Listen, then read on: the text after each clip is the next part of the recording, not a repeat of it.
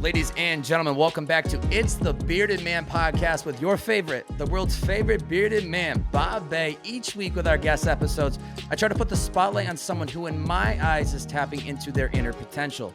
Today's guest was born and raised in Temecula, California. She's an LA-based health, wellness, and fitness trainer dedicated to helping people live healthier lifestyles. Through her social media platforms, she shares home workouts, wellness routines, and healthy recipes. She was previously a trainer for Fit Plan app. She just launched forming the best version of you, a digital platform for all things fitness, wellness, and self-love. Today on the podcast, the one, the only, Sami Clarke, baby. How we doing?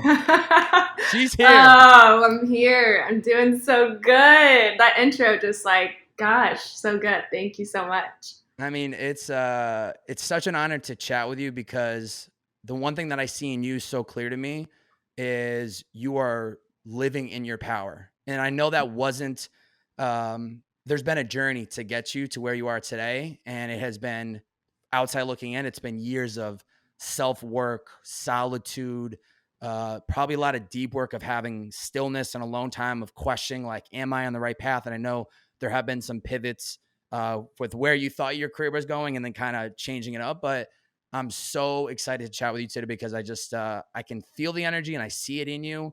And you are the ideal candidate of the type of person I look to bring onto this podcast. So I am very excited to chat with you. Oh, I'm so honored. I mean, I feel like there's some people you get really excited to talk to because you feel like, okay, this is going to be a really good conversation. And I couldn't feel more excited about this one. Let's go. Buckle up. It's going to be a hell of a ride today. A really important aspect of just life in general is kind of identifying your inner voice. And like, there's that voice inside of us that tells us what we want to do. And sometimes we're scared to actually listen to it because of society, because of our own inner beliefs. But I think when you tap into your inner voice, it really allows you to do as what you're doing is stepping into your power. I know there has been a journey of getting you, like I said, to where you are today in the health and fitness world, where your father played a huge role inspiring you down this health and wellness path. You grew up in a household that put a priority on clean eating and working out. When you were deciding, though, to jump ship from, you were on a very much an acting and modeling path and to then go into this career path of fitness, how did you know that the fitness would be the next step? Because you could argue that they're somewhat in the same space, but really completely different. How did you know to listen to that voice of like, this isn't the right path for me. This is where I need to go? Yeah, I love that you're starting with that question because, oh my gosh, all I feel when people ask me this question is so much like pain in my heart that I felt when I had no idea what I wanted to do. And I was so confused. And I kind of was just going with the days, but never felt purpose. Even with acting and modeling, it kind of was just like what was in front of me, what was presented. But I'm so serious. I never felt like this is what I'm supposed to do. I knew I wanted to help people. I knew I loved people.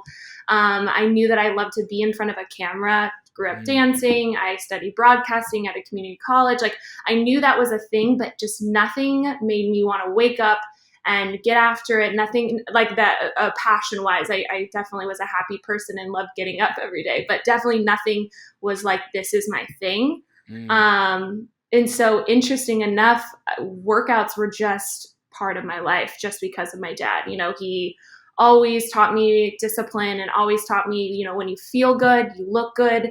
Or when you look good, you feel good, and then you show up your best. And so seeing him like show up in a suit every day, and, you know, he's an entrepreneur himself and, you know, raised a family starting at 18. And just, I think I watched his example of like never missed a workout, always was fueling his body, that I just naturally brought that into when I moved to LA. So that never changed. And I think what I realized is I was sharing my workouts because it was something that was very easy for me. So it was so interesting because I was totally looking past the thing that was most organic to me and actually brought me a lot of joy. But for me, it was just like, this is what everyone's doing. Everyone's working out. Everyone's getting their mind right in the gym and then going home and eating right. And then I think through modeling and acting and talking to a lot of people, I saw that not a lot of people actually knew how to eat right, that you can have a lot of food. I mean, with girls, you know, talking to them about eating is like a whole other story. And me being like, oh, come work out with me. And then I kind of saw this space of like, oh, I could do this in my sleep. Like I loved it, but I didn't know there was such a need from someone like me. So it kind of just naturally happened, which is the coolest part because oh boy, I remember like being on my knees praying to God, like give me a sign of what I'm supposed to do. But I was always, I think, forcing it and didn't just the moment that I let myself sit back and just be like, all right, hands up, I'm here for what you're gonna like bring to the table. And Yeah. once I did that, it was like, Sam, it's been here the whole time. That's so important. Especially if you're on like this path of modeling and acting and outside looking in, people are like, how could you not love that? Like you're in front of cameras, there's like this whole glitz and glamour aspect. But I think what is so powerful is finding something that you not only love to do, but it has like a fulfillment aspect to it. I don't expect every single person to go out there and completely change the world themselves, but I think we all have the ability to directly impact the people that are directly around us, or maybe the social media presence that we've built. Or I'm not saying every person has to be a social media star, but I think there's like a balance of like being self-aware enough to know your strengths and what you enjoy, which is clear, the fitness you're enjoying, Mm-hmm. the workouts, and like understanding the dieting of what's good for your body, and then pairing it with the fulfillment aspect of recognizing there's people out there that don't know this or understand this or look at food as like this bad thing that the less I eat, the better, the more weight I'm going to lose, or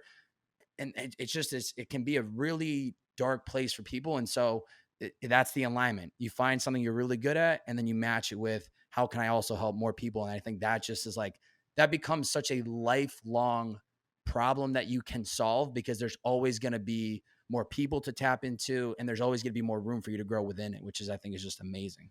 Yeah, I so agree. I feel like now looking, even at 2 in the morning, I woke up last night to pee and I straight up started writing notes of like visions that came to my mind of things I wanted to create. And now I love the creative side of content and doing all of that. And so I think about it. I would never want to be in a job that did not inspire me at 2 in the morning, you know? Mm-hmm. And not saying I always was. I mean, I used to work for my dad. I used to have those shitty jobs on the side. And I know we have to do those things to get to our passion. But I would tell anyone, do not settle, because that feeling you feel at 2 in the morning, writing down inspiration, even if, you know, you're working for someone and you believe in them, like every person, you know, matters in the team. Like I would just keep waiting for that moment because it Yeah. is so well worth it. Yeah. So well worth it. That excitement of like waking up at 2 a.m. and having visions is something that I have to pinch myself and remind myself of daily, of like, never take this for granted. Like, yes, there's so many other things that I want to accomplish. I want to go bigger scale and better, and production team and studio and all that good jazz. But it's like the fact that I'm in the process of getting there in of itself is such a win. And I have to Mm, pinch myself, remind myself, because it wasn't long ago, just literally 4 or 5 years ago, I didn't have anything figured out. I didn't know where I was going. I wasn't podcasting. I wasn't creating. I really had graduated college with just this big question mark of like, I'm in debt 6 figures. I thought I was going to graduate and know exactly what I want to do. I don't know what I want to do now. wow. But having that feeling, I still internalize that as the fuel of like, I'm still creating for that version of myself. But then also recognizing like, look how far you've come. Everything else that's ahead of you is going to happen. It's just a matter of just embracing the journey of it and trying to just enjoy the process of it, because if I've gotten this far, it's inevitable that I'm going to get to these next chapters. But internalizing those excitement moments where you wake up and it's like, I'm fueled up on a Monday morning. I'm fueled up every other day of the week, because it's like, I just genuinely am excited to just push myself and try to bring these ideas and visions to life, which in of itself really is just a beautiful thing that I try not to take for granted. Mm, I love it. I love it. It's so real. And I think something too, when you're just saying all that too, of like, where am I gonna go? Like the main thing that I've learned in this is to keep an open mind, because I think I've always thought I had these plans, even figuring out my passion and my dreams. Yeah. Oh baby, there's been just so many things that have opened that I'm like, okay, I'm going. I mean, even starting my own platform, like I don't know, I don't think I ever grasped what actually, like me doing that and now doing it, I'm just like, just stay curious, stay open, because that has, you know, brought me to where I'm at now. And I can't wait for even 10 years from now of where I'm going to be. Yeah, it's the trusting the flow of the world. Like you might have these grand old visions, but like certain things pop up along the way and you kind of just have to like don't run away from it, just lean into it and kind of like, yeah, you never imagined starting your own platform, but like it's happening and who knows what's going to happen next from there, but just trusting like whatever does happen, it's meant to be and just trying to connect the dots as you kind of move forward through that process. Amen. Talk to me about um making conscious efforts, right? Like I know that you have gone through many different workouts for yourself. You've tried yoga, you've done weight training, Pilates, boxing, or even away from the fitness, you've even just tested different ways of finding ways to turn your passion into a career, right? You know, you used to Mhm. work at Fit Plan, now you have your own platform. There's probably a lot of other things that are happening behind the scenes, but how have you held yourself accountable to showing up on a daily basis? Mm. Yeah, I think the biggest thing, which is kind of a weird answer, but is listening and connecting to myself is how I like Mm, hold myself accountable. And I know I was thinking about it years ago. I would listen to podcasts and self help things. And when they would say, like, listen to your body or connect to yourself, I don't think I was there yet to grasp it and understand what that meant. But I mm, was always saying out loud, I am ready. I am ready. I am open. I'm listening to my body. I'm listening. And I would say it even though I didn't really understand what it meant. But now actually connecting to my body on a daily basis, on mm. a daily basis. Like, oh my gosh. And connecting to myself, I feel like it just continues to hold me accountable and it continues for me. I remember Bobby even too. I would be like, I can't hear my intuition. I don't think I have one. Like, I Mm. literally would tell people that, like, in my therapy sessions, I'd be like, I just don't have it. I just don't think it's there for me. And so I would say for anyone to be patient, but I do think connecting to myself, understanding me, allows me to hold myself accountable because I know exactly what I need to do for myself to show up and also be a better version. And even with my passion, like understanding what is right for me helps me be accountable because I know it's going in the right direction. Yeah, so even when you're checking in with yourself and you're listening, like, how does my body feel today? How do I feel mentally? Like, how are you in real time making those necessary adjustments so that you're not overworking yourself or you're not putting yourself in a position where you know this isn't right for me today. I shouldn't be forcing this. I should be waiting another day or a week or how do you tap into yourself and check yourself with how you actually are feeling?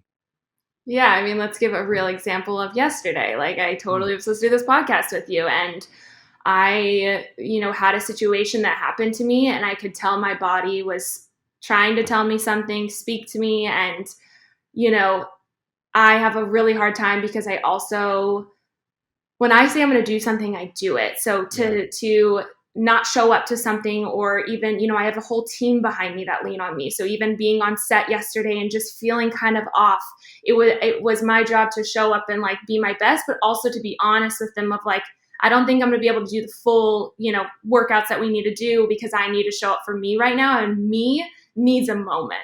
Yeah. And even calling you, it was really hard, but I was like, I'm also not benefiting Bobby because I'm going to be in a different headspace. Like, so I think connecting to myself of like taking that pause and just asking myself, like, what do you need right now? Mm, What in this moment do you need? And usually you can feel a sensation or like you just picture. For me, I'm a very visual person. So like what pops in my head is like rest, is like mm, a bath, is yeah. like alone time. And I think I feel it in my core that that feels right. So for doing the podcast, my gut kind of felt like, oh, not too great because I wasn't in the right mindset. And then when I said rest, it felt calm. Wow. So kind of understanding like that feeling, and that's what will take practice, but that's kind of where I connected. Yeah. You have no idea how much respect I had for you when you called me yesterday to tell me it wasn't the ideal day to do it because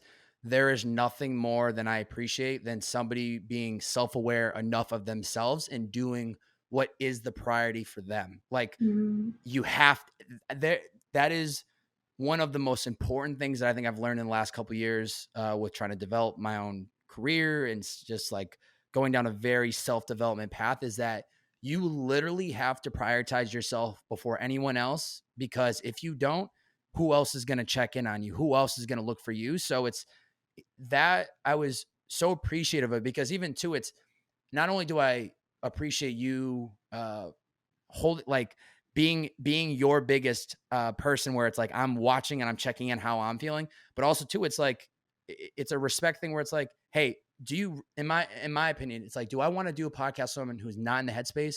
No, I'd rather wait Mm, timing. I'd rather push it off and do it when it's like meant to be, and both parties are really excited for it. So I think so many people out there are being pulled in directions of where the world wants them to go to the birthday party, to grab yeah. dinner with the friend that's in town that they truthfully just don't have the energy to do. Like I have a solo pod coming out tomorrow that's literally called The Power of Saying No, and how important it Mm, is to learn to say no, and that the people that get it will respect the no.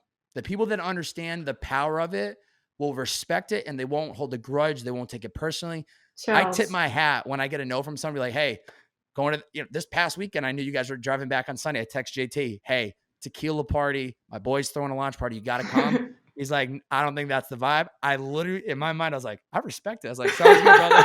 So it's like anytime somebody has the power to say no, or in your Chills. case, hey, we got to push this off the next date, I respect it. So I Yeah. appreciate you having that ability to know what is best for you, because that is such a power. Thank you. I honestly appreciate that so much. And even JT was like, it's Bobby, Sam. Like, call him. And I was like, you're right. And I think that just goes to show who you are. But also, I think about the people around me.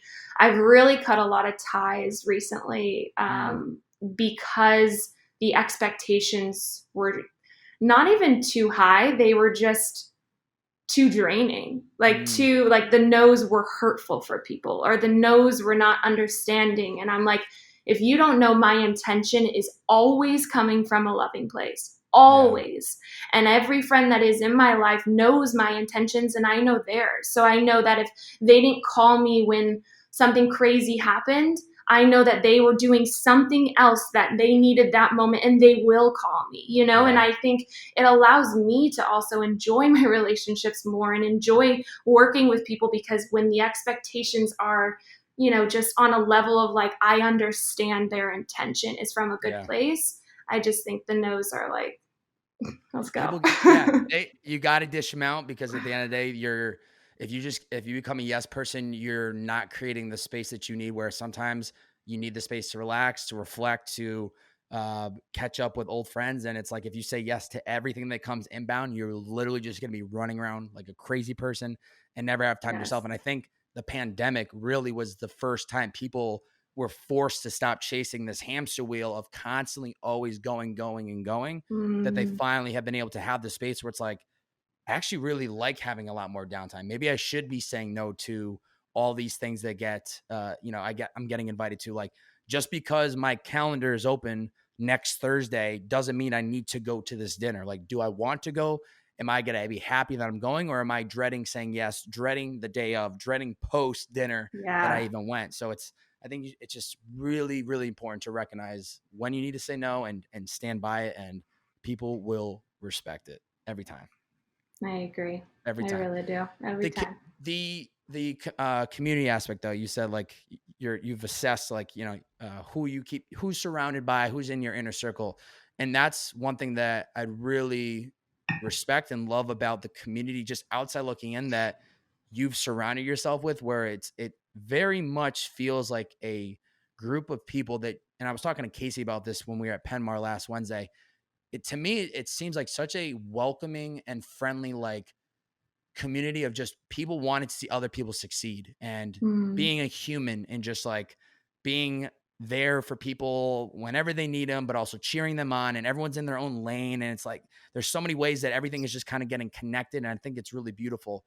How has surrounding yourself with those types of people, on top of the number one boyfriend in the world, JT Barnett, who's there for you every step of the way, on top of these people, you have the boyfriend, and then you have yourself. How are you becoming your biggest fan and supporter? It's good to have all these people around you. You need them. But also, it's really important that you have to believe in yourself. You have to be your own biggest supporter before the world can.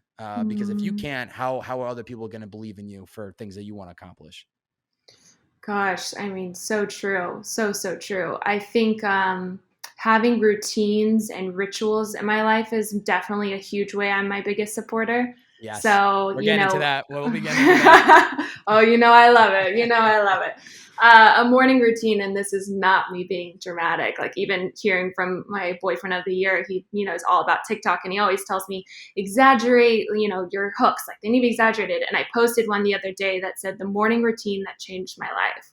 And he texted me and said, "Great job." And I said, "But that was the truth. Like Mm, this morning routine has changed my life and has continuously it shows that I'm choosing myself every day when I do the morning routine. And if it's one thing, if it's all five things, that's dreamy.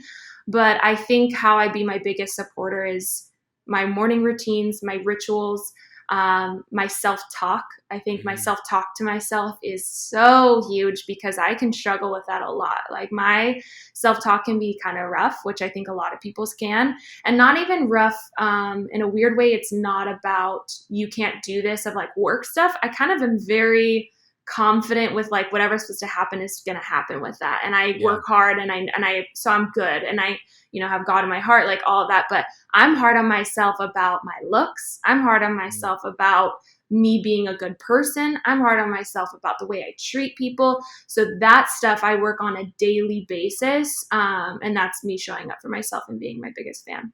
Yeah, I very much hear you on the critical aspect because ever, ever since I was a kid, I'm the same way. It's like if things ain't going right, I'm gonna be the first one to call my own bluff out on it, and I will make the change immediately. So I think the self talk can go one of two ways, where it's like you need to positively talk yourself up and like have that mirror talk where like I'm the greatest, I'm the most slept on, I'm gonna keep going like that aspect, but then also being willing to call yourself out on the areas that like, hey, I need to work on this. Like this is a weakness. Mm-hmm. There's definitely some room for improvement, but just acknowledging it and not trying to push it under the rug of like, I don't need to work on that. Like the acknowledgement in of itself is just such the first massive step. But the morning Yeah. routine, love how important that is to you because I don't even think people realize like you will one is first off, you will never disrupt my morning routine. And it is the reason I am able to operate the way I do every single day with high energy, with a clear mind, with excitement for the day. So talk to me about how that morning routine and maybe go through some of like what it is that allows you to operate at your highest level so that by the time you are ready to start doing work, you're ready to go. Like the Yeah. engines are firing off and you are ready for the day ahead of you. Yeah. I mean, I've been having like weird thoughts lately of just like, kind of like, how could we not be I understand like we have to figure out with our schedules, but giving our human bodies like a moment, I'm just like, we are always going. We are always interrupted by environment. We are always interrupted by outside things, especially with phones now. Things are coming at us left and right. Like, so as like a human, I'm just like, how important it is to take that pause, even if it's 5 minutes in that morning routine. I mean, that is the least I could do for my body and my mind and Yeah. my soul. Like the least. So for me, I understand it matters how much time you have, but I always, wake up at 6, so I have a full hour to get the things in. And for me, it's meditating is a huge thing. Insight Timer is my jam. I absolutely love that app.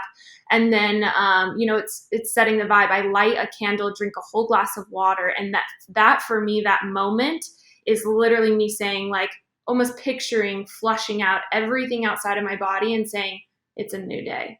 It's a new Mm, body. It's a new mm, day. It's a new soul. What do you need? And it's like this visual flush of like, all right, let's get after it. And that is huge for me.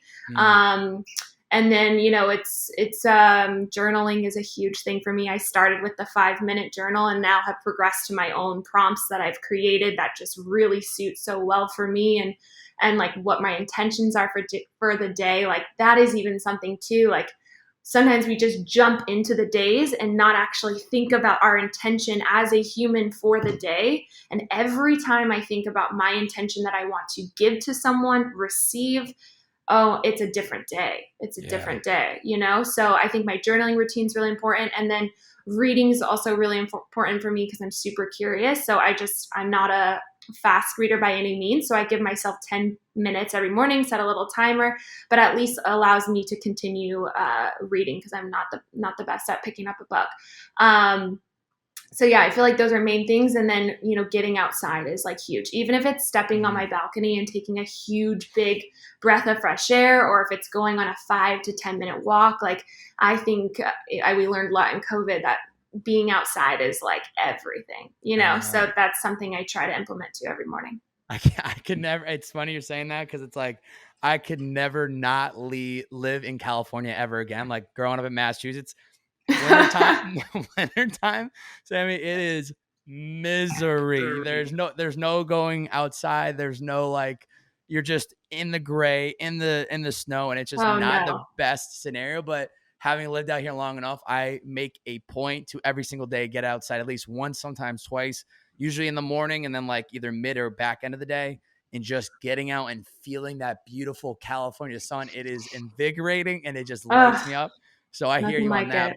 But what I love what you said was when you're setting the candle and you're drinking the glass of water, it's like setting the intention for the day. And I think that was something that we had talked about a couple of weeks ago, very briefly at JT's beach birthday party, which was like the importance of what is the intention for the day, because there's Mm, always so many things on the to-do list. There's always so many great things to look at the calendar, but I think going into the day with like what am I trying to get out of today? What are the things that I can control and what should I be focusing on? Because mm, if you start thinking about the big picture, especially after having tackled the massive launch with Form, if you're thinking about the end result the entire time of like we got to get to the deadline, uh we need X amount of yeah. videos uploaded, we need the designer to do that, like it's literally not going to ever get done because you're going to get so much anxiety of thinking about all of these massive steps. But instead, when you break it down into these small intentions throughout the day, throughout the week, Mhm. it really becomes more digestible. So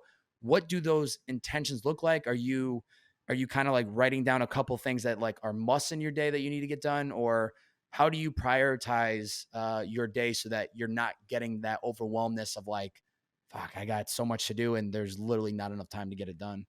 Yeah, I think JT would be the first to tell you that I am the worst. I get so overwhelmed. Like I'm Mm, like, oh my gosh, I'm just one. And I think honestly, I've done that since I was a kid. I used to faint, like truly just pass out because if an emotion was too overwhelming for me, or if school, like I don't know, my body would just go and then be done. Like it mm, couldn't handle it. So honestly, it's really important for me to figure out how to not be overwhelmed, and especially with running a business, and to plan it all out and not have that to-do list sit in front of my head. Again, I'm such a mm. visual person, so I just see it. Like it's like in my third eye, it's just like right there. So it's very important for me to protect myself and say, I'm not going to do that to you where all you're thinking about is this to-do list. So I have a very like mind dump in the morning. So that's me getting every thought out, every to do thing, even if it's like get your grandma flowers 2 weeks from now, but it's on my Wow. mind.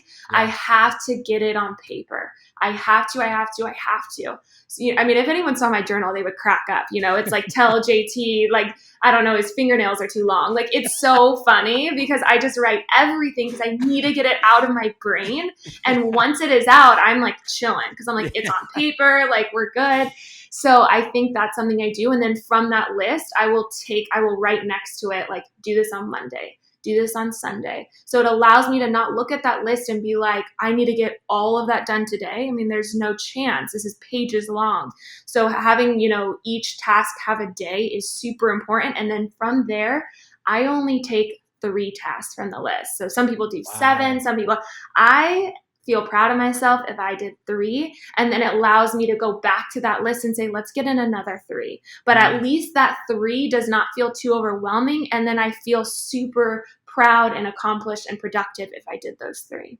Yeah, make the expectations for the day realistic, and then Yes. you'll feel like you accomplished the day. But then also, if there is more time and you feel like I actually can knock out a couple more things, then you're like oh, I'm on I'm one today. on Like fire. I'm on fire. So I think that's really good is being realistic about what can you actually accomplish in a day and what's realistic so that you're not setting yourself up for like, I have 8 things I need to get done today. You get done 4, and then you feel like the day was not a success and you feel bad. You being the self-critical that I'm sure you are, I'm the same way. It's like, if I don't accomplish everything I set out for the day, I'm like, what did you do wrong? Like, Yes. where was your mind? Like, were you just getting distracted or what was the problem here? So I think it's good to like learn your expectations of like, this is realistic. This is what I'm going to accomplish. Mhm. And if I have more room, I'm going to keep going. Exactly. I mean, it's just we don't know what the day's gonna throw at us. Yeah. Like we have no idea. So it's for me to not be overwhelmed. It's like those three are just killer, and I usually always do more after. But like the day could really, I've August has been at the. I know we're in September now, but August was one of the craziest months of my life, even with COVID and all this going on. It was like thing after thing after thing for me, and you know, having those three things I could see like was enough because it was, I mean, I had the launch, I had two incidents in my family that were super serious. I had COVID. Like it was a very interesting month. So those three a day were plenty for me. They were good. Mm. They were What are, good. what are you learning in those, in that time when there's a lot happening? COVID, you get COVID, you're getting ready to launch. You have 2 family members dealing with some health issues. What's the mindset? How are you keeping yourself calm? Because that's 2 things either happen. There's a domino effect in your mind where like you get really anxious and things emotionally just completely derail you and there's literally no chance of you staying productive. Or there's a way of like almost acknowledging what is happening and trying to like compartmentalize like, okay, I see what's happening with my family. I'm there to support them, but now it's time to focus on what I need to focus on for the biz. Or how are you compartmentalizing these emotions so that you're not just like completely losing it? Yeah. I mean, great question. I feel like for me personally, I had to know it wasn't the end of the world that I got COVID on the day of my launch. Like Mm. I know I literally woke up with COVID on the day I was launching my dream, Sheesh. So and I was, COVID kicked my butt. It wasn't like it was like chilling. So I think It I had wasn't to, chilling. it wasn't chilling. It was like, no, let's actually make her face first into the couch. I was a potato the entire time. But, Oh, I think I had to know it wasn't the end of the world, know that there are so many things going on in people's lives. Like, I'm okay. Lean on my support system that I have was huge. Leaning on mm, my team, having them show up when I needed them, my family, JT.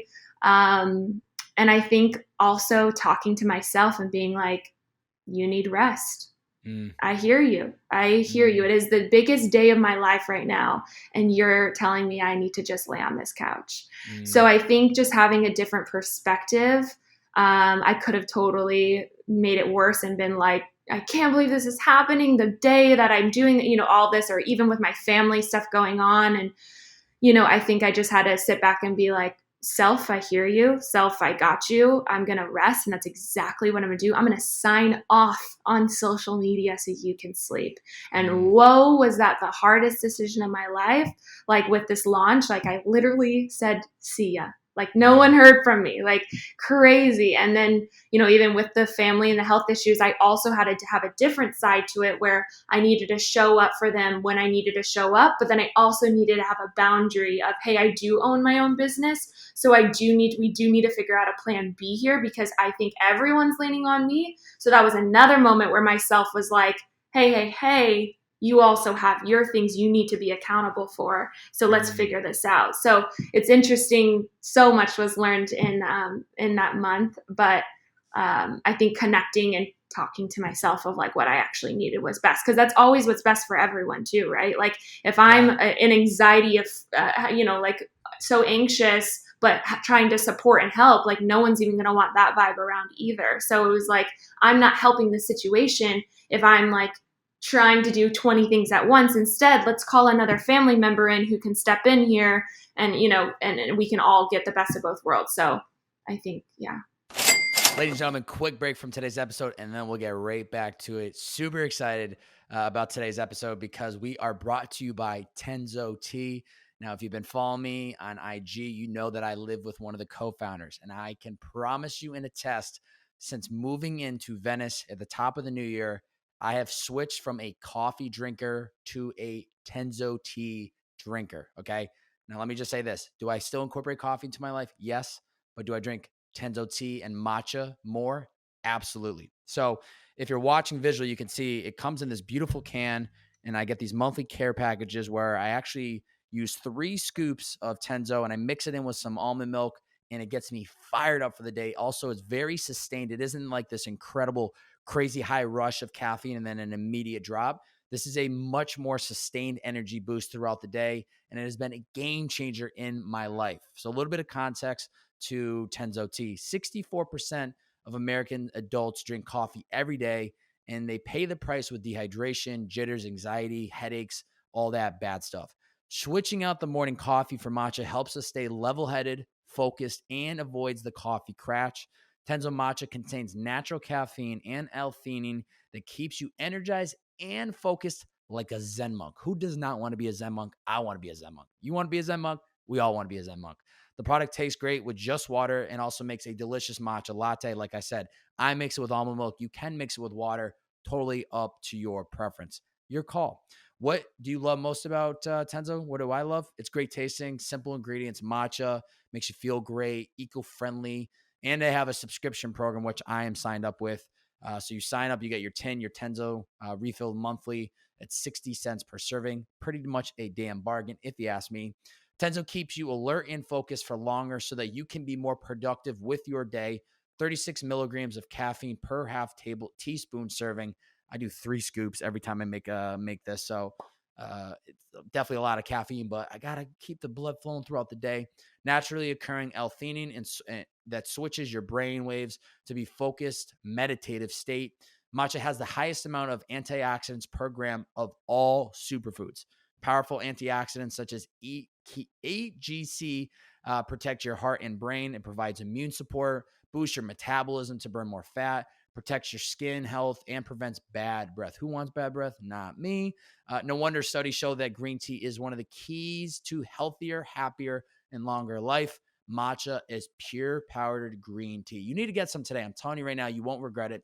Get 25% off when you go to tenzotea.co and use my code TheBeardedMan at checkout. Once again, that is 25% off everything you order, and you get at tenzotea.co. Use my promo code TheBeardedMan. I'm telling you right now, you won't regret it. You're going to be energized and fueled for the day ahead of you. If you get some, let me know. I'd be curious to hear what you think of it. Enough of me talking. Back to the episode. Yeah, I love the perspective of like control the controllables, of like accepting what is happening in real time and going, okay, how do I adjust? How do I make changes? Whether it's resting the body or shutting off social media, like this is where I'm at. Can't control Mhm. it. Caught COVID, or I'm dealing with all these other things, but like this is the reality of the situation. The longer that I'm getting mad about myself or getting angry of all these other situations that are literally completely out of my control, it's just stopping you from actually moving forward. But being able to have that perspective, like this is the situation, how do we react? Let's move forward. And then you're constantly just readjusting along the way. But the boundaries Mhm. thing is so important. And it kind of goes off of what you're talking about earlier, like the power of no, right? Yeah. I I am unapologetic with my boundaries. Like from whether it's my morning routines, whether it's like when you're gonna get like when I communicate with people, if it's like, I'm like getting ready to go to sleep, even if I get a text, I'm not answering it. It's time for me to Mm. go to sleep. Like um certain hours of the day I won't have meetings or I won't do podcasts, like because I need to set myself up for success in order to deliver the best version of me. What are some boundaries in your life that you've created that are really important? Yeah, I mean, first off, Bobby, I can tell that is you, and it's very inspiring. because I would say I grew up a people pleaser for sure. So Mm, boundaries are huge for me, but something I have to continuously work on. But I will say, I think if the people around you understand your intention, boundaries are easier. If you have yes. people that aren't as supportive, I could see my boundaries were not easy. So Yes. with the people around me right now, and I feel so much support, boundaries I have definitely is, yeah, that morning routine of not scheduling anything at a certain time. So I have that even with work, like I own a company, and I'm, not talking to people until I can talk to people. And obviously it's done right, but I've made it work because I've figured it out and they understand, don't talk to Sam till this time, whatever it is. Even with JT, I'm like, do not talk to me. Like, we both have our very separate morning routines. We give hugs, but we both know it's not any work conversation in the morning. It's Wow. only love. It's only, positivity and emotion. And even in the night, like we try having those boundaries when we go into bed of like not talking about work. And I think that's a huge boundary. I think boundary of definitely saying no of plans. I'm one, again, I think getting over FOMO, which is the best feeling ever, like, oh, the best feeling ever, because JT's a crazy extrovert. So he gets energy from people, and Mm, I get energy by myself. And so it's mm, a very interesting balance of like, he loves plans and he loves people, and I love him too, but I can tell I need a moment. So I think having those boundaries of not too many plans, or planning enough. So it's like, if on Saturday we make plans, like, okay, a boundary of only having this amount of time. Like, it sounds so lame. I'm kind of a grandma, no. but like, I don't care, because guess what? In those hours, I am showing up the best version of myself, rather than being like, I went to 4 birthday parties. Oh my God, last night I went to another, and just be exhausted and complaining the whole time. Yeah. I'm the same way where it's like, I need to know what I'm getting myself into so that I can, even though I'm an extrovert, I'm very much an extrovert myself. I need to know what I'm signing up for so that I can show up the best version of myself. And it's like, if I don't, and I don't create these boundaries, like, weekday, I really will rarely schedule anything past 9 p.m. because I just go to bed early. And it's like, I'm doing this for you, because if not, I'm going to be literally sitting there like half asleep. You're gonna want to have a conversation about whatever it is, and my Yeah. mind is gonna be like, go to sleep. So Yes. I very much hear you, and yeah, just to echo, like, the people that get it don't have a problem with it. They respect it, and they know when to operate and when to communicate with you. And the people that take it personal or complain about you having these boundaries, the problem is they haven't taken the moment to really set up boundaries for themselves, because the moment they do, the moment they gain respect for other people that do it. So I'm Amen. I right feel on. like, sorry to interrupt you. Please, Just, you please. said something in there, and I was like, something I work on all the time too is not taking anything personal. Like, I Yes. feel like that only just takes away my energy, that I'm taking something personal. Like, you just saying that like clicks so hard, because even JT, like, him and I, like, he will schedule when we can talk. Like, he'll be like, hey, at 3 p.m. I'm ready to talk. And as a girlfriend, sometimes it could be like, and that was a little extreme, guys. He does talk to me. But it's like, he has his boundaries, and I respect them. This is also based off of communication, let's be clear. Yes. But I Yes. think I don't take anything personal, because I know that that's exactly what he needs to do to be a better version for our relationship and for others. But even like, if someone is being passive aggressive as a friend or what, I'm like, I'm not going to take it personal. You got your stuff. And Yes. like, I'm going to let you sit in that. If there is something that is actually directed towards me, please come to me with it. But at the end of the day, like, I am not going to take it personal, because it wastes all of my energy.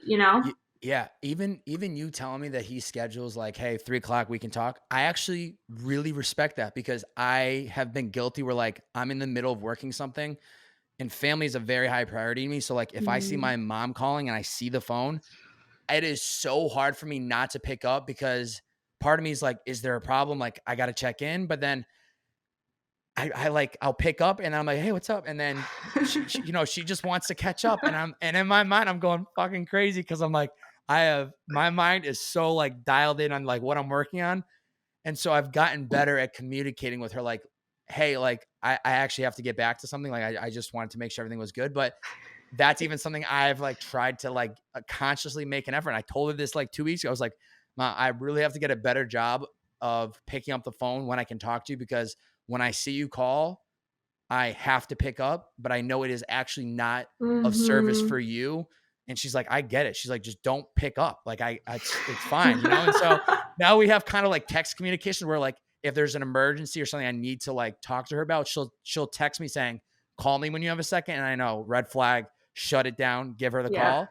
But other than that, it is so much more easier for me to know like, okay, everything's all set. She just wants to check in. Like, let me take a moment and count to 10 before I call her back to switch gears of work mode to Mm. then family mode. And then it allows me to have this conversation with her and be present and not thinking about the work. But so when you said that comment about JT, it's like, to me, I'm like, I get it. And people that are listening, they Yeah. might be like, is this guy crazy? He's scheduling time to talk to his girlfriend. But no, it's compartmentalizing. When you're trying to do a lot of different things, you have to find a Mhm. way to section different times so that, this is like, all right, now it's time to talk to Sam. I'm all in on this. I'm not worried about all the other things that I'm working on. So to me, Yeah. that's amazing. And it seems that it works for both of you because Mhm. as long as there's some type of communication, you both understand it.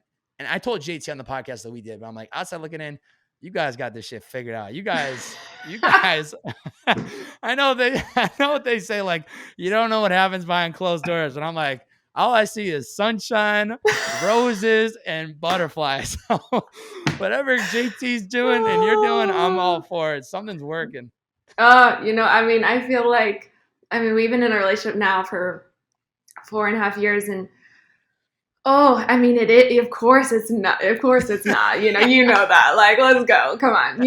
But like, I will freaking say that the things that we disagree or are trying to figure out is always because we're working on ourselves on a daily basis. So it's like we're in a relationship where we're individuals together, but we're so focused on that individual aspect so we can be better together Mm. that like it's just like you on a daily basis of focusing on you, we're still doing that in a relationship. So I think we're just, when things are going on behind closed doors, a lot of the time it's what I'm going through and then having to explain to JT and communicate maybe why I'm being distant, or please don't take this personal, but I need space, like I think that's mostly what we go through, because being your own individual is hard enough. And then being together, like, are Yeah. you kidding? Are you Yeah. kidding? So I think having that communication off the bat of like, hey, I'm here to be the best version of myself. I want you to push me to hold myself accountable. And we have very much made that clear since the beginning, which I think has been great. Yeah, I forget what the book I read recently, but it talks about how like you don't want to find, there's people that are just like they'll talk about their relationship, and no disrespect to anybody that talks about the relationship in this manner, but like, oh, he or she's my better half, when it's like you want to be your best whole and they want to be their best whole, so that you kind of come together, and it's like you both just, you're not seeking each other for happiness. You're already on a path of greatness. It just kind of gets enhanced. But I'm curious, having been with him for 4.5 years at this point, because there's going to be somebody who listens, and even pure curiosity to me as I'm surveying the land of LA. How do how Good. do you how do you find that type of love? What's the advice you would give to yourself, knowing what you know now? Hmm. Let me preference that I have not been in the most healthy relationships before JT. He is the Mm, healthiest one I've been in, but I also think that was where I was at in my life is why I found him, if that mm, makes sense. So I think before I was searching for that better half, I was searching for someone to fill my cup instead of mm, focusing on me doing that. And when I met JT, I was focusing on myself. I was focusing on a better version of myself. And so when I met him, it was like he was doing the same thing. And that mm. was so attractive to me. And again, I wanted to be with someone that made me want to be better, even though I was already doing it myself. So I also think paying attention in the beginning, like people are like, maybe you can change them or maybe you could grow them into something. And I'm like, I was paying attention from the day one of what I was getting into with JT. And he was just as incredible as he was today. I also slightly manifested it. I will totally say it. I remember being in my car and being over these crappy relationships that I was in because I was being crappy to myself anyways. That's why these relationships were my life. And I remember I was done and I just kind of put out there exactly what I was looking for. And I screamed it in my car and was like, I want this and da da da. And JT appeared. Wow. That's I mean, you beautiful. know, That's it's like, and beautiful. it took time. Like, it wasn't like it happened the next day. I think that's something too, is to focus on is those manifestations that we put out there, or those things we want. Like, it could happen a year later and then you'd be like, dang. But Gosh, I'm what a so life. grateful it happened a year later because again, looking for that partner, I think you have to be in a certain, whatever mindset you're in, whatever, you know, vibe you're in, that's kind of what you're going to attract, I believe. So if you're like, I'm in this groove of like focusing on me, I'm grinding, I feel happy, I feel full, now I'm looking for a partner, like, oh, you're going to find your soulmate, you know? Yeah. Yeah. The manifestation aspect of like, it's not going to just happen overnight. I weirdly try to, and I tell myself this because I think it's the best perspective to have when, whether it's relationships or manifesting anything in this world that you want, the longer that it takes to get to this manifestation, the better prepared you're going to be. And so I found that to be true with, you know, whether it's reaching out to certain podcast guests and the timing doesn't work, or maybe it's the dating, Yeah. or it's like any aspect, it's like the longer it actually takes me to get there, the better version of a human I'm going to be, the better version I am going to be as a podcaster, the better version I am as a whatever it might be. So it's like, I think that's the trust and belief of like, maybe it is taking time, which most of the time it's going to take time to manifest Mm-hmm. anything. It doesn't matter the bucket of your life, but the good news is the longer it takes you is the more prepared you're going to be for when these things do happen. So, uh, Yeah. being aware enough of what you want, but then also not rushing it and not forcing it, and trusting that when things are meant to be, it will fall into place, and things will come to life. I agree. I agree. I also was just thinking about too, I think also something that I thought about back to relationships is I did think it needed to be rainbows and happy and like all the time.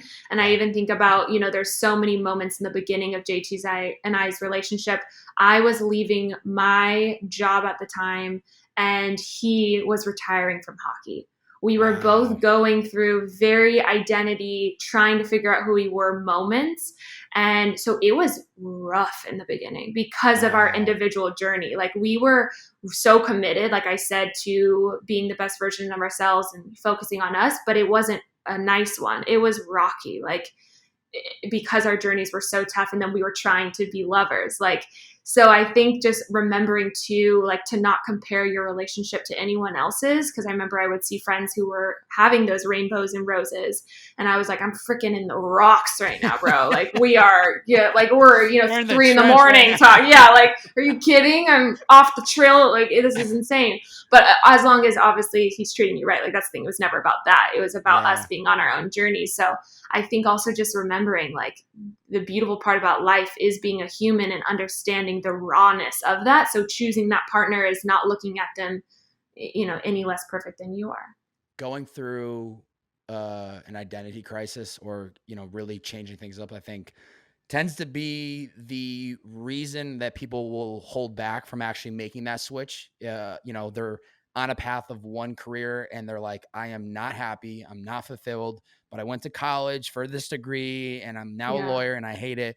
To switch it up takes so much confidence within themselves, and you have to hope that nobody in their inner circle is going to like question them, because as soon as they start like, why are you going to drop out of being a lawyer? You went to school. Like, what do you mean? You're making so much money.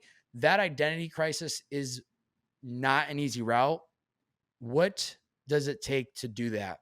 Because you both have been through it. You both are very much on a great path right now. And I'm sure there's still little pivots of things that kind of are changing the direction of where you're going, but you've gotten through that phase. What did you learn going through it? Hmm. I mean, interesting enough, when I think about my identity crisis, JT was a huge gift that I needed to help me through it. So he Mm. came at a really beautiful time for me. Like, I really call him like an angel in my life because of that moment. He helped me get out of something that was a little bit that I didn't know. Like you're saying, you're a lawyer, that's what you're supposed to do. I was in a place I mean, I'll just tell you, I was working for a church. I was deep into, God, and which I still am, but in a different way. And it was taking over my life that wasn't real to me. I was Mm, kind of getting lost. Again, it was after acting, modeling, figuring it out. And when I met JT, I was on the journey of finding myself, but I think he was someone that I looked at like, he's this, all these things I was looking for. And when he was turned away by the church, this is going so crazy different direction, I but love it. I I love it.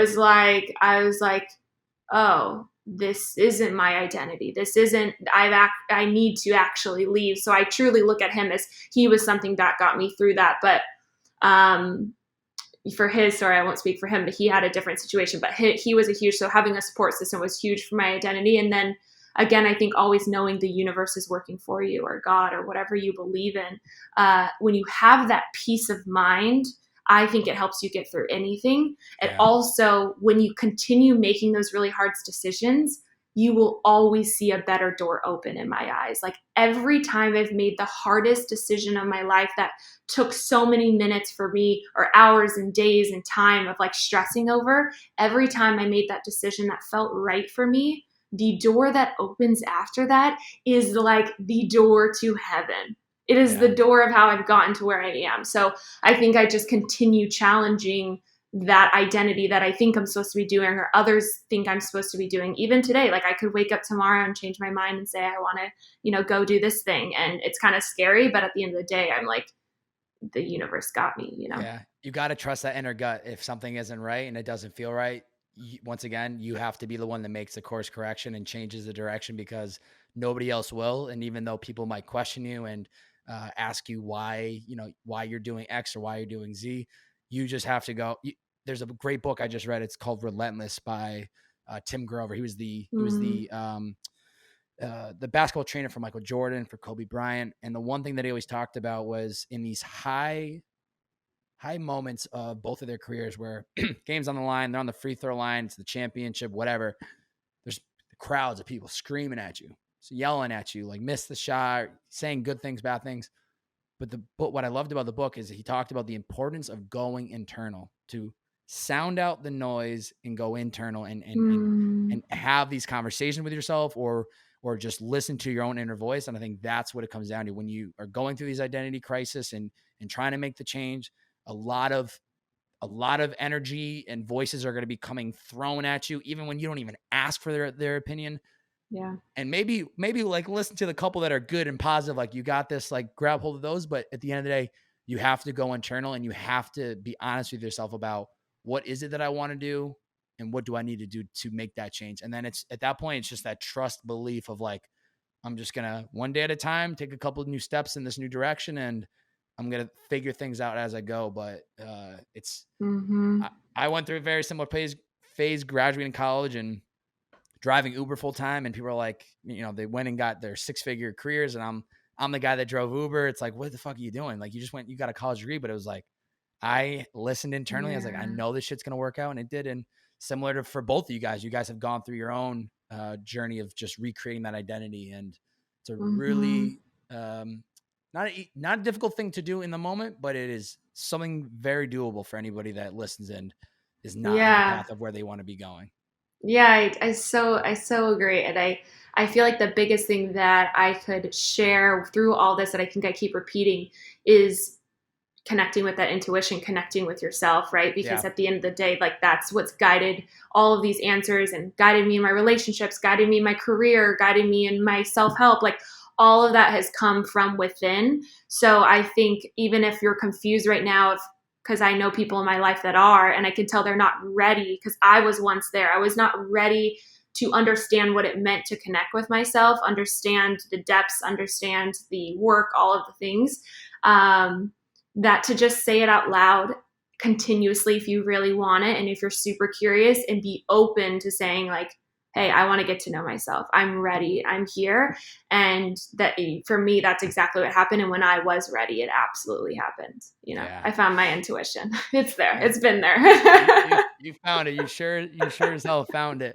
What from your experience of kind of incorporating new workout routines and dieting and wellness practices, what's the first step in building a new healthy habit? Because that's also very Mm. overwhelming for people when it's like, hey, I want to change up my diet or I want to start meditating or journaling. It's like, I don't even know where to go. I don't know how to add this. It's like this overwhelming thing that we get frozen and then we can't even take the first step. What have you Mhm. found to be the key ingredient in adding in a new health, you could say a healthy habit or just a habit in general?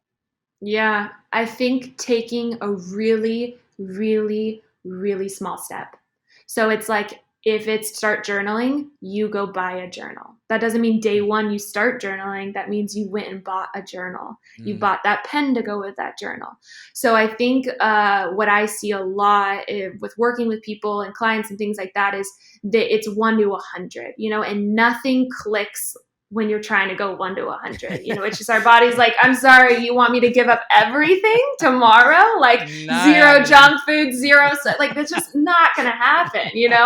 So I think it's like taking that small step. So for someone who maybe drinks a lot of soda, it could be like, okay, let me find an alternative soda. And I have soda. You say you're like a crazy soda person, which I know a lot of people actually that I've known have been.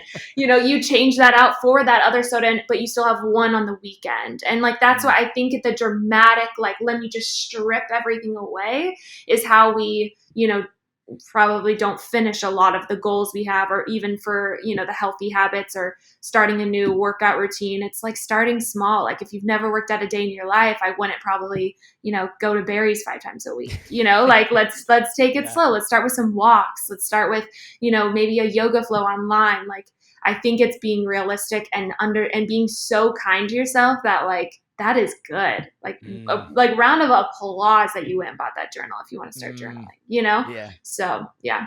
The small steps. That's how you build the momentum. The snowball effect doesn't start off as this big, massive snowball rolling down the mountain. It starts very small, but as long as you consistently work on it day after day and take whatever that small little step is, kind of going back to where we even started the podcast of just like listening to your body, listening to your mind of like, am I ready to show up today? Like, I told myself I'd go to the gym for 30 minutes. Well, I don't feel that, but I'll go for a walk for 30 minutes. And at least I'm getting the body moving. But that Yeah. small step is the best way to look at it. Is just small incremental growth. That's I have a tattoo on my hand that says 1%, and that's exactly why. It's like, what are these small little steps in the day that are going to get me 1% better? I don't expect to go 0 to 100 like you're saying, but Yep. what can I do? It's going to be 1% Love. better today, and then it builds with time. I love that. I feel like I need to see your tattoos because JT was also telling me you have one like from Uber. I don't know. You have all these like different, really like it's so cool. I Yeah, love it. it's all part of the story. So that the back of my arm, it says 19,002.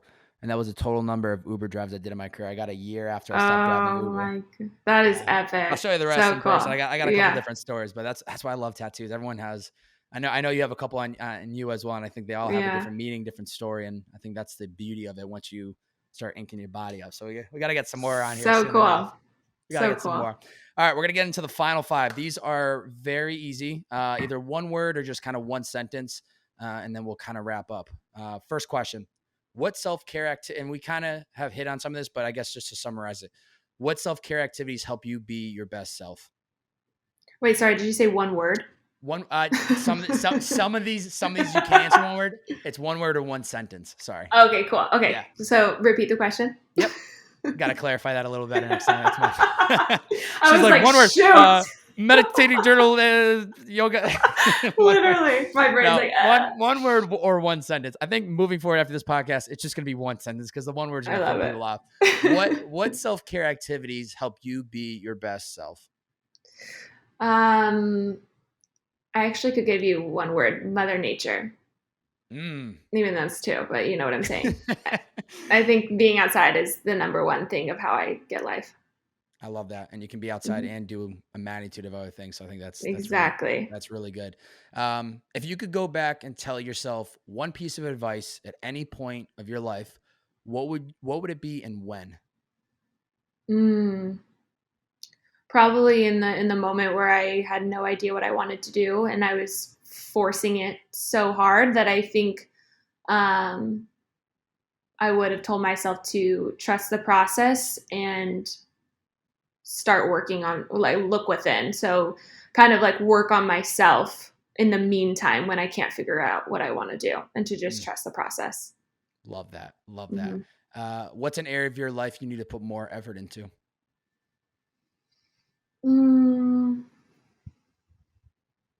I guess this is a good thing because I'm a little blank. Probably, I mean, we're succeeding right now, but JT and I are really focusing on more playtime. But this month's been good so far. We're going to make more of that happen. So I'm glad to know that you're going to be getting a lot more text inbound. Yeah. So just prepare yourself for that. Can't wait. Yep. Calendar's going to be getting blocked out. So prepare yourself.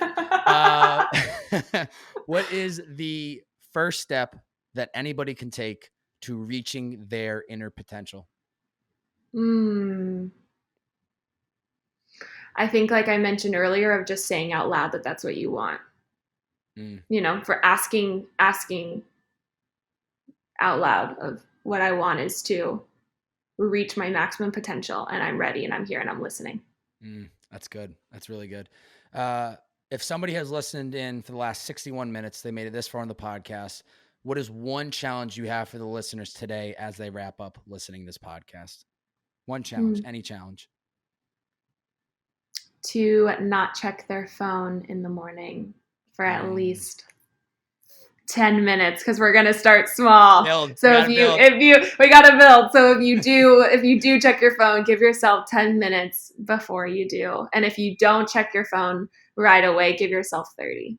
Yeah. Build on that. It will be an absolute game changer. So I echo that. And I hope you guys and gals get a chance to actually listen and do that. But Sami, this has been such a phenomenal conversation. So much appreciate you taking the time to be part of this. You are living the most authentic life to you. And I love how much of a journey it's been to getting you to where you are today. Not because I want to see people go through these moments of self-doubt or questioning where am I actually going, but I think it just provides real life example of people that you see them where they are today, but you have to pull back the layers to understand what it took to get them to where they are today. And you are so much in your power. You are just getting started with everything you're building with Form, which I think is just fantastic. Like I mentioned during this podcast, and I told Casey this when we were at Penmar last Wednesday, but it's like, I have seen this community of all of you guys and gals for a long time. And it's like, I've just felt this contagious energy of just like people that are doing things at such a high level, but like are loving and caring and are so opposite from like what people think of as LA, of like, you know, people are just here to grab things from other people. And you guys have redefined that. And I just feel so grateful to have met you guys. And I just want to see you guys succeed. And it really has been such an honor to chat with you today. And I cannot wait for this podcast to come out. So thank you for taking the time to be part of it.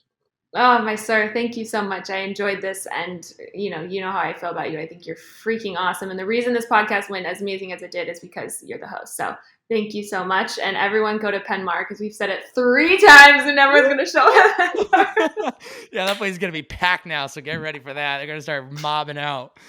Oh boy. Ladies and gentlemen, if you enjoyed this podcast today, please do me a favor. Screenshot this episode on whatever platform you are listening in on. Post it to your IG story. Tag Sami. She's at Sami Clarke, SamiClarke. I will have that tagged up in the description below. Also tag me at Bobbbaaaay. That's B-O, 3 B's, 4 A's, and Y. Share the podcast on your IG story. Let us know what the biggest takeaway was. What was the learning? And also, you must go and join Form. Check it out on IG at Join Form. That's JOINFORM. Or you can check out the website, joinform.co.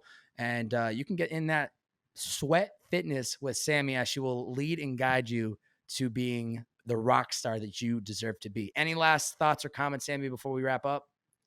Just love you guys. Thanks for listening. If you made it this far, I'm forever grateful. So come say hey after you listen. I love to hear it. Let's go. You're the best. Sami Clarke, ladies and gentlemen, it's the Bearded Man Podcast. See you. Amazing.